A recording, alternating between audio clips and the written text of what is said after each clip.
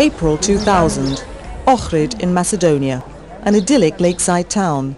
But these 400 men and women are United Nations volunteers, or UNVs, and for them it's not a holiday. They'll leave after a week of training. Ohrid is the outpost of a new mission. They've been recruited by the UN volunteer program for the civil registration in Kosovo.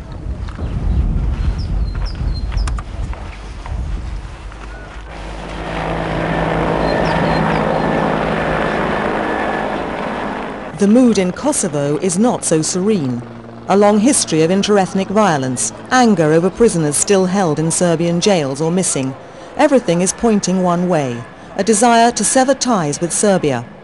But a year after the war, the people of Kosovo are at last having a census. The stakes are high. The population is preparing to vote in the first free elections ever held in Kosovo. It'll be a first step towards greater autonomy and self-governance for the 30 municipalities that make up the province.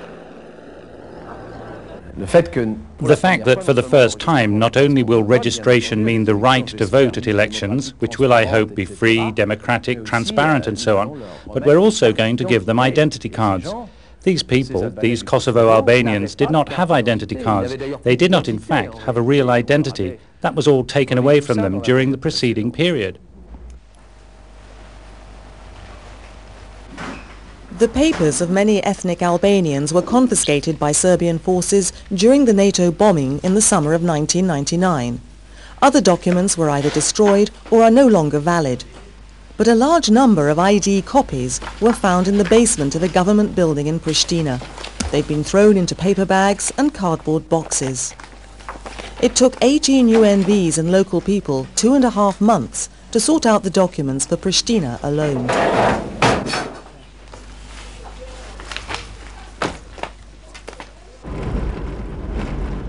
July 2000.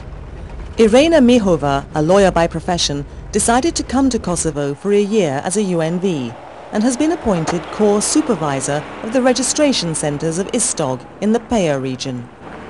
She and her colleagues have to deal with unusual problems on a daily basis. In Kosovo, unorthodox methods are often needed to prove an identity.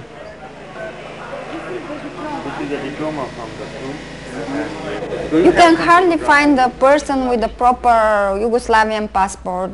Well, if they have a document with a picture, this is the first category document, it's quite easy, because then they can bring just a bill of telephone or electricity or water payment, and it proves that the last years they were actually living here. And if you don't have any papers, 2 registered witnesses can vouch for your identity. The main criteria are to be born in Kosovo, to have at least one parent born in Kosovo, or to be a resident for 5 years. In Istog, the participation rate is surprisingly high. 23,800 applicants. That's 100% of the population here. The overwhelming majority of the people don't have any identity papers or passports, and this causes them problems here in their own country.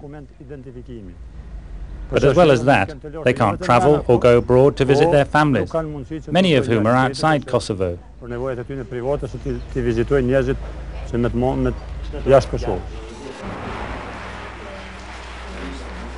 Equally important are preparations for the October elections. A first for the Kosovars, as the vote will grant the municipalities autonomy on almost all aspects of local activities, ranging from education to urban planning. The people must register.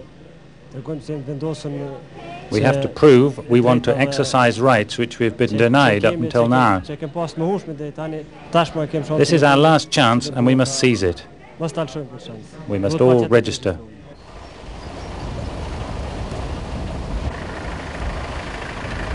There is, however, a shadow over the registration process. The Serbs of Kosovo have decided to boycott the census and the elections. And although the majority of Serbs have left for fear of ethnic violence, a few have remained and are isolated in enclaves.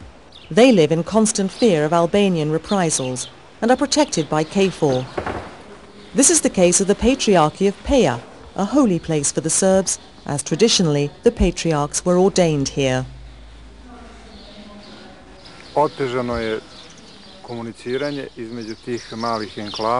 Communication between the enclaves is very difficult. The Serbs have to appeal for an escort a day in advance before they can make the smallest movement out of their sector. If they want to go to another sector, they have to appeal for an escort 2 days in advance. Without escort, their lives are at risk. If they're recognized, they'll be killed.